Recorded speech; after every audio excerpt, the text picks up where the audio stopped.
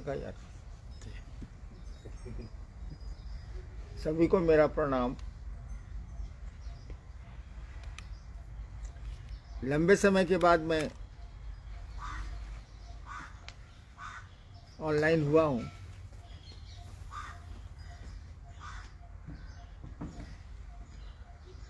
अभी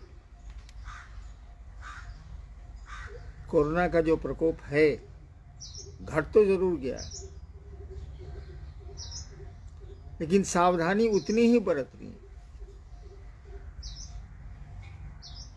शासन का भी अनुरोध है कि दवाई भी और कड़ाई भी, हमको आपको भी इसका अनुपालन करना चाहिए, अन्यथा संकट में तो हम आप ही पड़ेंगे।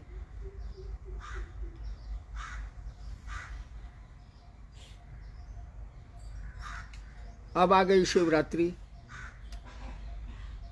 फिर आएगी होली। पर्व त्योहार आते ही रहते हैं। शिवरात्रि में मैंने लोगों से अनुरोध किया है कि अपने घरों में शिव की पूजा करें, करनी भी चाहिए पूजा, लेकिन मजमा नहीं लगाएं। घर के लोग रहेंगे 15-20 आदमी में कोई दिक्कत नहीं है। आप तो सामाजिक दूरी बनाएं, मास्क पहने और पूजा करें। और जब घर के लोग बैठेंगे तो माइक की कोई जरूरत नहीं। 50 आदमी 30 आदमी में तो माइक की जरूरत नहीं है।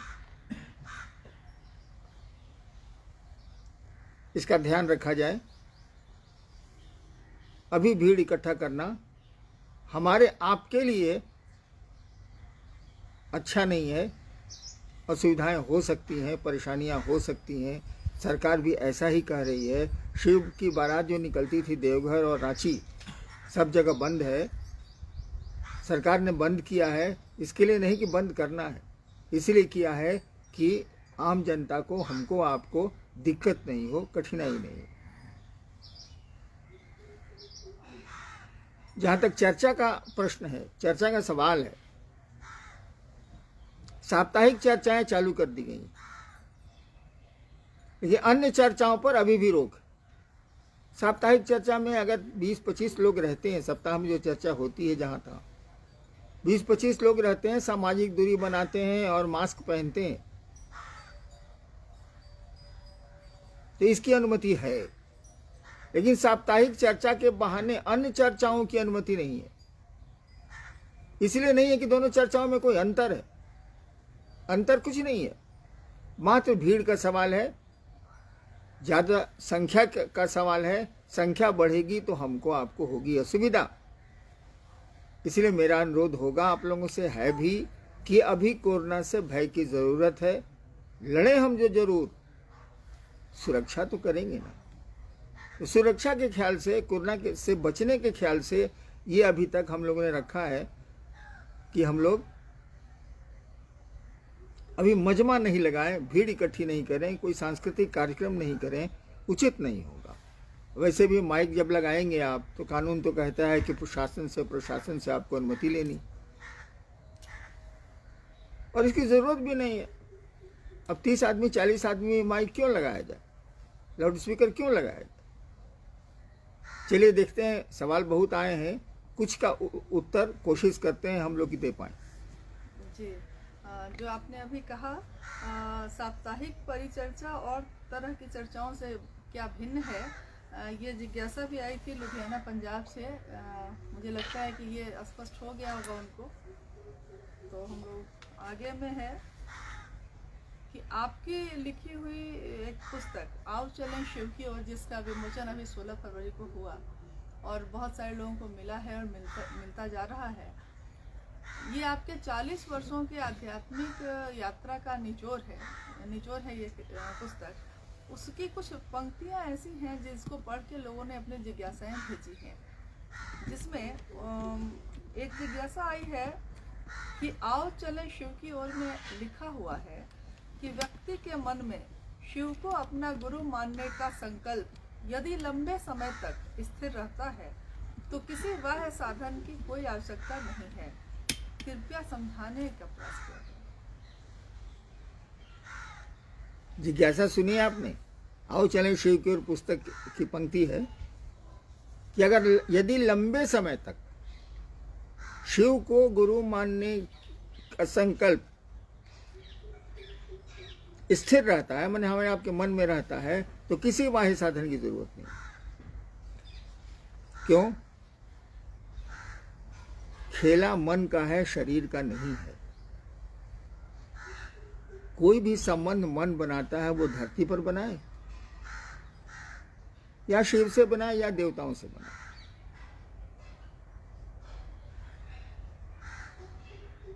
तो जब मन का खेला है, मन का सब कुछ है, रिश्ते मन बनाता है, शत्रुता मन करता है, मित्रता मन करता है, तो कहा गया है कि मन में अगर शिव को अपना गुरु, शिव को गुरु मानने का नहीं, शिव तो गुरु ही दे, उनको मानिए चाहे नहीं मानिए क्या फर्क पड़ता है। अपना गुरु मानने का संकल्प अगर स्थिर रहता है तो किसी बाह्य साधन की जरूरत नहीं। वो 3 सूत्र भी आप सुनते हैं, या किसी काम को करने की जरूरत नहीं है। अगर आप भूलते नहीं हैं कि शिव आपके गुरु हैं, अगर हम आप नहीं भूलें कि शिव हमारे गुरु हैं, मेरा गुरु है महादेव, तो किसी साधन की जरूरत नहीं है। दिक्कत क्या होती है, हम लोगों का मन भूल जाता है। जगत के आपाधापी में हम लोग भूल जाते हैं कि शिव हमारे गुरु हैं। ये बात दिमाग से हट जाती है। अगर नहीं भूलें तो धीरे धीरे ये बात, ये विचार आपके हमारे दिमाग से हम लोगों के दिल में उतरेगा, हृदय में उतरेगा, जो भाव जहां से पैदा होता है। इसलिए कहा गया है कि अगर मन में शिव को अपना गुरु मानने का भाव लंबे समय तक स्थिर रहता है तो किसी बाह्य साधन की जरूरत नहीं है। शिव तो गुरु हैं, वो गुरु का काम करते हैं। आपके साथ भी वो गुरु शिष्य का संबंध बना लेंगे, बन जाएगा। लेकिन मन में शिव रहे तभी न बनेगा, मन में कोई रहे तभी न संबंध बनेगा। मन से ही दूर हो गया तो संबंध भी सो जाए। नेक्स्ट जी, इसी पुस्तक की एक पंक्ति है जो आपने अपनी अनुभूति में लिखा है कि मेरी स्वानुभूति है कि पीड़ा के क्षणों में शिव की दया का संचार त्वरित हो जाता है और स्वकर्मों से आई विपदा, व्यथा और विपत्तियों का आघात मन से तिरोहित होने लगता है। शायद सभी के साथ ऐसा ही होता है जिनके प्रिय शिव हैं और अथवा जो शिव के प्रिय हैं। तो ये पंक्ति हम लोग समझ नहीं सके कि आपने ऐसा लिखा है कि जिनके प्रिय शिव हैं अथवा जो शिव के प्रिय हैं, इसका क्या अर्थ हुआ? आप क्या कहना चाहते हैं? मैंने लिखा है, आओ चले शिव की ओर में। अच्छा एक बात बताइए आप लोग कि लेखक से काहे पूछते हैं? लेखक अगर अंडमान निकोबार में रहता है तो बिहार राज्य झारखंड से पूछने जाइएगा कि आप क्या लिखें? अरे अपने पढ़िए, अपने समझिए। मैंने लिखा है कि मेरी स्वानुभूति है, मेरी अपनी अनुभूति है कि जब दर्द इंसान का बढ़ता है, यानी पीड़ा के क्षण आते हैं और आएंगे ही आएंगे। इस धरती पर आए हैं आप तो दुख आपको आने ही आने हैं। यहाँ से कहीं निकलिएगा तो अच्छी खराब दोनों तरह की सड़क मिलेगी। तो जिंदगी में भी खराब सड़कें भी मिलती हैं, अच्छी सड़कें भी मिलती हैं। दुख और खुशियाँ हमेशा चलती रहती हैं। मैंने देखा है कि जब दुख हमारे ही अपने कर्मों से आते हैं, वह परमात्मा तो किसी को कष्ट देता नहीं, वो तो कर्म फल हमारे हैं। कर्म हमने किया है तो फल हम लेते हैं। तो पीड़ा के क्षणों में आपके गुरु की दया, उस शिव की दया का संचार, फ्लो बढ़ जाता है। जो हमारी अनुभूति है, बढ़ जाता है तो एहसास कम होने लगता है। चीजें वहीं की वहीं रहती हैं, सुधार होता है लेकिन आपका एहसास कम हो जाता है, दर्द का एहसास कम हो जाता है। मैंने लिखा है कि शायद ये 2 तरह के लोगों के साथ जरूर होता है। एक जिनके प्रिय शिव हैं, जो शिव को चाहते हैं, जिनको शिव अच्छे लगते हैं। दूसरा शिव जिनके प्रिय हैं, यानी एक जिस, मान लीजिए कि बंदर के बच्चे ने बंदरिया को पकड़ रखा है तो उसको प्रोटेक्शन तो बंदरिया का मिल रहा है, अपनी माँ का प्रोटेक्शन तो उसको मिल रहा है, लेकिन बहुत लंबी कूद में हो सकता है कि वो बच्चा जो अपनी माँ को पकड़े हुए है वो गिर जाए, हाथ पांव टूट जाए, ऐसा हो सकता है। यानी जिनके प्रिय शिव हैं उनका मन चंचल है, हमारा सबका मन चंचल है। आज जो प्रिय है कल आपका अप्रिय हो जाता है, आज जो आपका शत्रु है कल मित्र हो जाता है, आज जो मित्र है कल शत्रु हो जाता है। यही मन ना जगत में चलता है, यही मन ना आसमान में शिव के पास चलेगा। आज हमको शिव प्रिय लगते हैं, कल नहीं लग सकते, कारण जो भी हो, कोई घटना का क्रम हो, तब तो उनकी दया का संचार वैसा त्वरित नहीं होगा जो जिनके प्रिय शिव हैं उनके साथ होता है। हमने 40 वर्षों में देखा है कि कितने लोग आए शिव के, जो शिव को बहुत चाहते थे, मैंने उनको शिव अच्छे लगते थे, और आज मैं ढूंढता हूं तो वो कहीं नजर नहीं आते। जाने कहां गए वो लोग, उनकी प्रियता समाप्त हो गई। लेकिन अगर शिव प्रिय आपके रह गए तो एक दिन आप शिव के प्रिय हो जाइएगा। अगर शिव आपके प्रिय रह गए तो एक दिन आप शिव के प्रिय हो जाइएगा। जब शिव के प्रिय हो जाइएगा तो अब बिल्ली ने बच्चे को टांग लिया। अब तक बच्चे ने बंदर को पकड़ के रखा है, माँ का प्रोटेक्शन उसको है, बंदरिया का प्रोटेक्शन उसको है, लेकिन लंबी कूद धरती के मजबूत थपेड़े से हो सकता है कि आपका मन शिव को छोड़ दे, यानी बंदरिया का बच्चा गिर जाए। लेकिन अब बिल्ली ने ही अपने बच्चे को पकड़ लिया है, यानी महादेव के ही आप प्रिय हो गए, तब तो छूटने का सवाल नहीं है। बिल्ली ने ही पकड़ लिया है तब बच्चा कैसे छूटेगा? वो कोई क्या करेगा, बिल्ली कूदेगी जोर से तो मुंह जोर से पकड़ेगी बच्चे को तो कोई से करेगा, लेकिन गिरेगा नहीं। वही मैंने लिखा है कि जिनके प्रिय शिव हों अथवा शिव जो शिव के प्रिय हैं, यानी शिव ही जिनको चाहते हैं, यानी वो बिल्ली का बच्चा हो गया, उन्हें गिरेगा। और इसीलिए आपने देखा होगा जो शिव के शिष्य पहले खूब चले, उनके साथ लोग चले, उन्हीं को गुरु मान लिया, कहे कि वो झूठा गुरु बना हुआ है, शिव का शिष्य है, अपने चेला है, गुरु बन गया, उसका मन शिव को छोड़ दिया। मन चंचल है साला, कभी किसी को पकड़ता है, कभी एसी बनता है, कभी डीसी करंट बनता है साला, कभी पकड़ता है कभी छोड़ता है। तो उनके साथ के सारे लोग गिर गए, लोग नहीं चले, नहीं समझे। अब मान लीजिए मंडल जी के साथ कोई चल रहा है, मंडल जी ने शिव को छोड़ दिया, कोई कारण हो सकता है, लाखों अनेकों कारण हो सकते हैं, धरती है। अब मंडल जी को अपना अगुआ मानने वाला वो भी गिरेगा, उसके भी शिव छूटे, इनके तो छूटे ही छूटे, हम तो डूबे हैं सनम, तुमको भी ले। वही हम कह रहे हैं कि जिनके प्रिय शिव हैं उन डालियों को मत पकड़ो, ये सूख सकती हैं, सूखी हैं हम लोगों की नज़रों के सामने। उन डालियों को पकड़ने का प्रयास करो जो डालियाँ नहीं सूखेंगी, यानी शिव को जो प्रिय लगते हैं उनको पकड़ो, ताकि वो डालियाँ हरी भरी रहेंगी। बिल्ली ने ही बच्चे को पकड़ रखा है, वो बच्चा नहीं गिरेगा।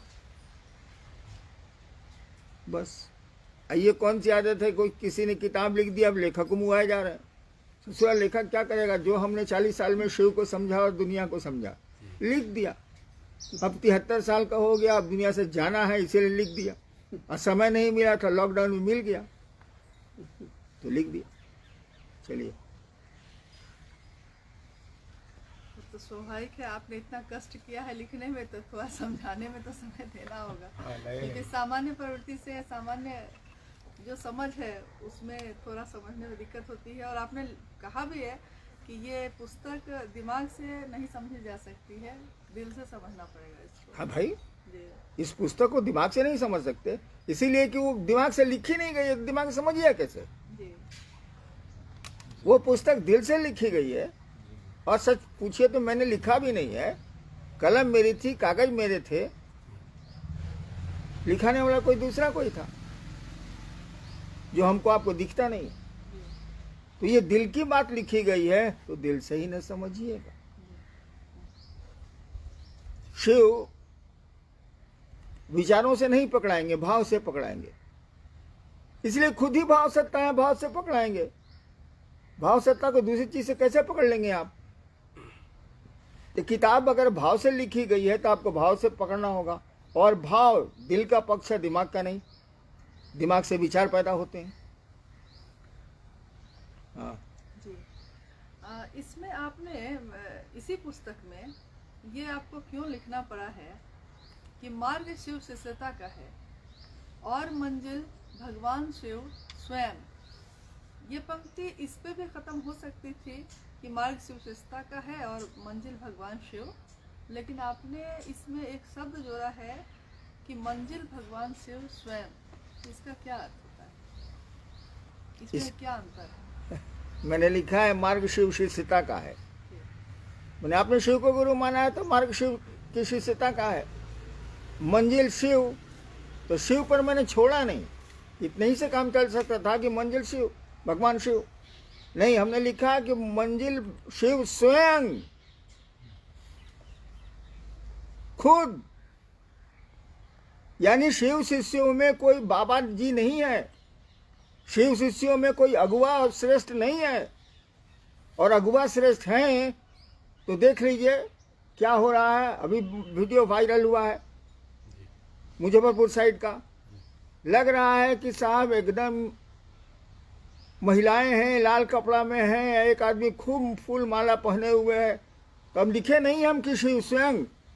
आप तो खुद ही शिव बनते जा रहे हैं। आता जाता कुछ नहीं है, शिव बने जा रहे हैं। एक आदमी की बात नहीं कर रहे हैं, बहुतों की बात है। आदमी का जगत के आकर्षण में मन रहता है, बिल्कुल सही है। लेकिन शिव को तो कारोबार में नहीं डालें, शिव को तो व्यापार में नहीं डालें, शिव शिष्यता को तो तिजारत का अड्डा नहीं बना लें। आप धरती उधाइले व्यापार के लिए करिए। अब शिव शिष्य और शिव शिष्या को लेकर नौटंकी क्या कर रहे हैं भाई साहब? वो आपकी बहनें हैं, आपके भाई हैं। इसीलिए हमको लिखना पड़ा शिव स्वयं। मैंने हरिनाथ भी नहीं, मंडल जी भी नहीं, फलना जी भी नहीं, ऊ दीदी नहीं, महादेव खुद। वही तुम्हारे अगुआ हैं, वही तुम्हारे मार्गदर्शक हैं, वही तुम्हारे गुरु हैं, वही तुम्हारे गंतव्य हैं। तुमको जाना भी वही है। यही तो। इसी में आपने अपने उन समय के बारे में लिखा है जब आपने शिव को गुरु बनाया था और धीरे धीरे आप कहते हैं कि मैं अकेला चला था, कारवां बनता गया। ये कारवां बनने में सैकड़ों, हजारों, लाखों, करोड़ों लोग आए। लेकिन आपने लिखा है इस किताब में कि शिव गुरु से जुड़ने के अभियान में मेरी कोई लौकिक अथवा पारलौकिक चाहत नहीं थी। मेरी नहीं थी कोई वित्तेषणा, धनेषणा, लोकेषणा और न ही पुरुषार्थ चतुष्टय जैसे अर्थ, धर्म, काम और मोक्ष की अभिलाषा। तो ये जो शब्द हैं वित्तेषणा, धनेषणा, लोकेषणा और पुरुषार्थ चतुष्टय, इन शब्दों का जिक्र जो हुआ है वो समझने में असमर्थ हूँ। नवादा बिहार से है ये जिज्ञासा। ऐसा मैंने चाहत, जी ऐसा मैंने आपकी गंभीर इच्छा। तो कहा जाता है कि तीन ही ऐसाएं होती हैं आमतौर पर। उसका जो वर्गीकरण किया गया है उसमें तीन ही ऐसा माना गया है। धनेषणा, धन की चाहत, लोकेषणा, 20 आदमी में हम वीआईपी हैं, सम्मान, और तीसरा है पुत्रेषणा, जिसका जिक्र उसमें करने की कोई उपयोगिता नहीं थी। पुत्रेषणा माने हमको बेटा नहीं है, पुत्री की ऐसा नहीं है, पुत्रेषणा है। ऐसा में चाहत, और वो भी गंभीर चाहत। तो हमने लिखा है कि शिव को जो मैंने गुरु मान के माना और लोगों को बताना शुरू किया, तो उसमें मेरी कोई ऐशना नहीं थी, कोई सम्मान की ज़रूरत हमको नहीं फील हुई, कोई धन की ज़रूरत नहीं फील हुई, कुछ भी नहीं था। एक ही था कि महादेव इतने अच्छे गुरु हैं, लोगों को उनसे जोड़ा जाए। और नहीं थी पुरुषार्थ। पुरुषार्थ 4 तरह के माने जाते हैं, अर्थ, धर्म, काम और मोक्ष। भारतवर्ष का यही रहा है आज तक। न हमको धन चाहिए था, न कामनाएं थी, न धर्म जैसा कुछ था।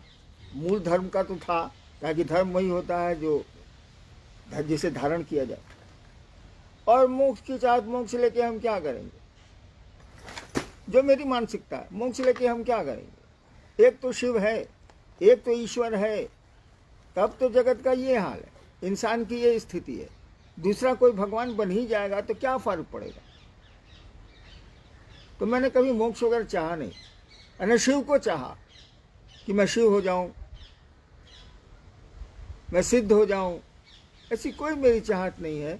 बस इतनी ही चाहत है कि आपकी चेतना का अभ्युदय हो, आपकी चेतना शिव की चेतना बने, आप अपनी संकीर्णताओं से, छोटी छोटी चीज़ों से ऊपर उठें, शिव जैसा बने आप। शरीर तो बनेगा नहीं, मन ही बनेगा ना। मन ही शैतान होता, मन ही शिव होता। इसीलिए मैंने लिखा है, कोई जगत की आकांक्षा मुझको नहीं थी, ऐसा नहीं थी। और न वो जो हमारे यहाँ परंपरा से चल रहा है कि पुरुषार्थ चतुष्ट है, न उसकी अभिलाषा थी। उस दिन भी नहीं थी। आज भी मुझको गौर से देखिएगा तो लगेगा इस आदमी को नहीं। नेक्स्ट जी, ज्यादातर लोग जो आपको देखते आए हैं या देखते हैं, वो लोग समझते हैं कि वरुण गुरु भ्राता साहब हरिंदर जी के जीवन में न तो दर्द होगा, न तो कांटों की चुभन होगी, न तो किसी भी ऐसी चीज़ से उनको गुजरना पड़ा होगा। जिनके गुरु शिव रहे हैं उनके लिए तो राह बहुत आसान होगी। लेकिन आपने इस किताब में लिखा है कि मेरी आदत नहीं है कि मैं तालाब के कीचड़ पर ध्यान दूं, वह आकर्षित भी नहीं करता, लुभावने तो कमल लगते हैं। शिव की शिष्यता की बगिया में फूल खिले हैं, किंतु जागतिक षड्यंत्र, आक्रांति, अपमान और अपशब्द के कांटों की चुभन का दर्द भी है। तो ये थोड़ा आश्चर्य लगता है कि क्या आपको इन सारी चीज़ों से गुजरना पड़ा, और इसका क्या अर्थ है इन शब्दों में? देखिए, जब भी कोई योनिगत होता है, यानी जब भी कोई पैदा होता है इस जगत में, तो उसके अपने कर्म जो कर चुका होता है या करता है, उसके फल उसको मिलेंगे। तो इसमें अच्छे कर्म भी हैं, हो सकता है गलत भी हो। तो जब जीवन में आता है, जातक जब आता है, तो ऐसा मत समझिएगा उसको जिंदगी में अच्छी सड़कें ही मिलेगी।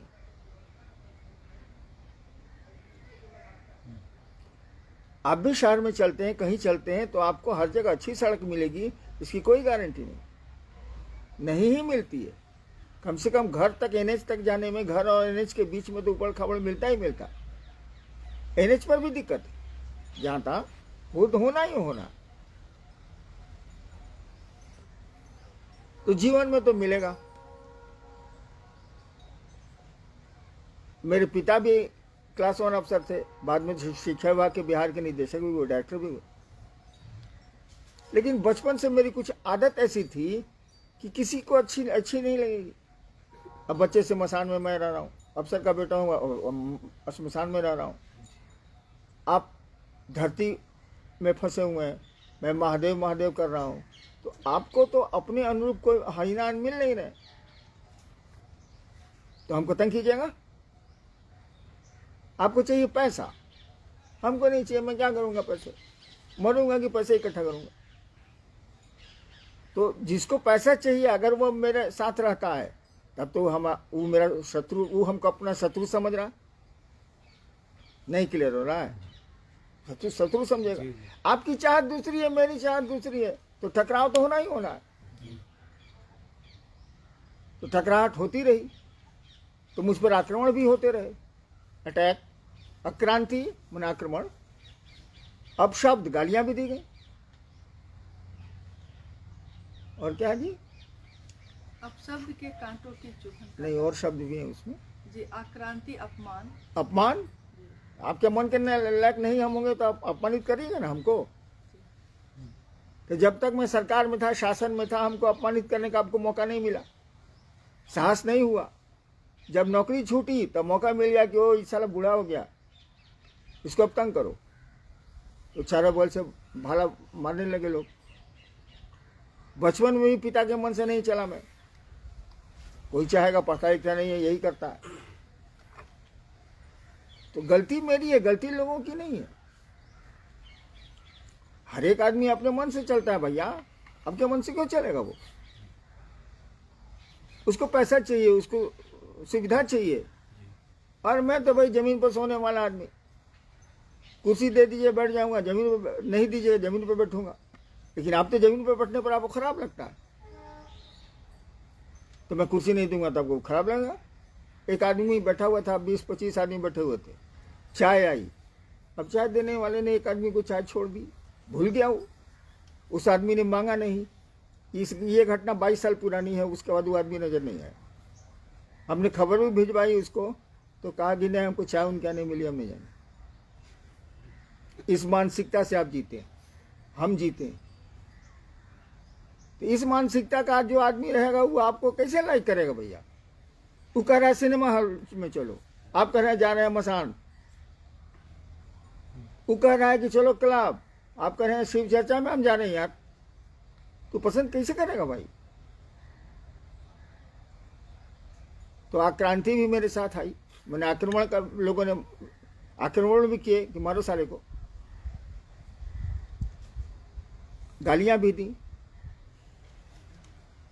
इसलिए देखते हैं मैं एक जगह कहाँ रहता हूँ, भागता चलता हूँ। रांची में 3 जगह मैंने बदला, देवघर में भी 2 जगह बदला। तो पब्लिक हमको तंग नहीं करती है, वो हमसे जो सटा हुआ है ना वह तंग करता है। पब्लिक को हमसे क्या लेना देना, जनता को हम किसी से क्या लेना देना, दूसरे से आपको तो लेना देना होता नहीं। जिससे लेना देना है बस उसी से मतलब है। हमें है अपनों का भय है, यही मैंने लिखा है, और क्या लिखा?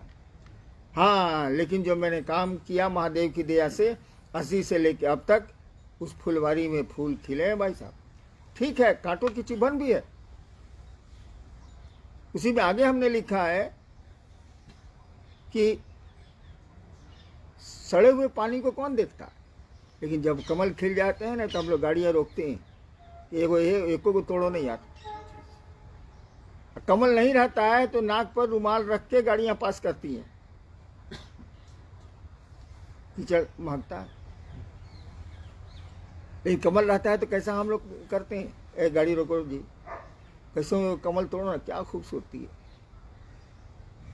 तो वही मैं कह रहा हूं कि फूल खिले हुए हैं, लेकिन फूलवा के नीचे कांटा भी है भाई साहब, वो भी चुभा है हमको, अभी भी चुभता है। मैं कहता ही हूं कि मेरे चारों ओर भाले की नोक है, और उस बीच से मुझको निकलना पड़ता है भाई साहब। और जान लीजिए,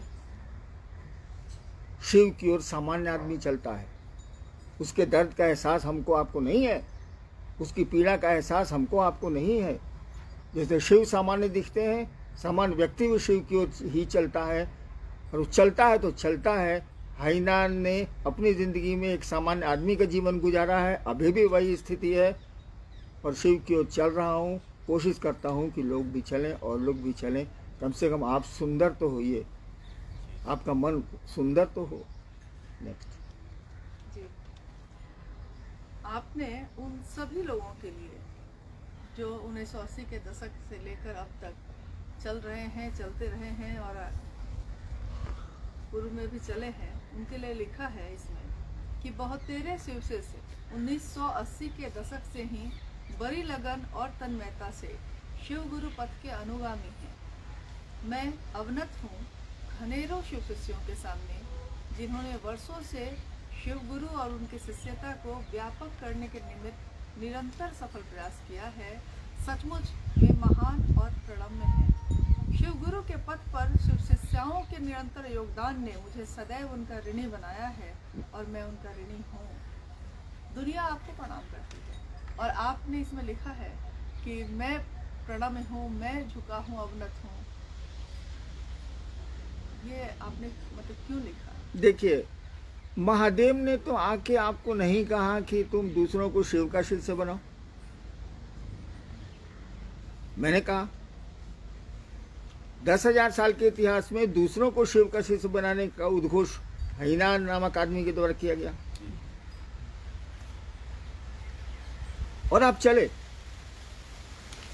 शिव की ओर चले, लोगों के बीच चले और तभी ना कारवां बना, तभी ना भीड़ आई, तभी ना आप कहते हैं कि 2 करोड़ से ज्यादा शिव शिष्य हैं भारत में।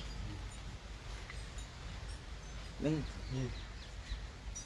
आप मेरे कहने पर चले, ठीक, बहुत नहीं चले तो बहुत चल के छोड़ दिए, बहुत चलते चलते भी मेरे लिए घात करते हैं, लेकिन ऐसा तो सबके साथ नहीं है। 1000 में 2 आदमी हो सकता है घात करने वाला, लेकिन बाकी 998 तो आदमी ठीक है। तो मेरे कहने पर आप चले, मेरे कहने पर शिव शिष्यता आपने बढ़ाई आगे, तो पांव किसका धोऊं मैं? आपके एहसान मुझ पर है। वही मैंने लिखा है कि मैं पद प्रक्षालन करूंगा। जो लोग शिव के मार्ग में, शिव शिष्यता के मार्ग में चल रहे हैं, चल ही रहे हैं 80 से 90 से, मैंने लिखा है कि मैं उनका पांव धोऊंगा। वो मेरे लिए प्रणम्य है, मैं उनको प्रणाम करता हूँ, अवनत हूँ, उनके सामने झुका हुआ हूँ। ये शिव शिष्यों के लिए कहा। शिव शिष्याओं को भी कहा, जो महिला शिव शिष्य है उनको भी कहा कि वो लोग भी तो अथक परिश्रम कर रही हैं इस काम में, तो उनका मैं कर्जदार हूँ, उनका मैंने कर्ज खाया है। एक शुरुआत मैंने की, मैंने कहना शुरू किया और तब आप किए चले जा रहे हैं, किए चले जा रहे हैं। ऐसा तो नहीं कि आपको परेशानियां नहीं हुई, यहाँ तो साल परेशानी होनी है, कौन बचा है इससे? तब भी आप चल रहे हैं। जो चल रहे हैं उनको मैंने प्रणाम किया है, मैंने कहा है कि मैं आपके पांव धोऊंगा। चल रहे हैं सो आप चल रहे हैं, आप सही में महान। गुरु भाइयों को भी मैंने कहा है कि आपका मैं पांव धोऊंगा।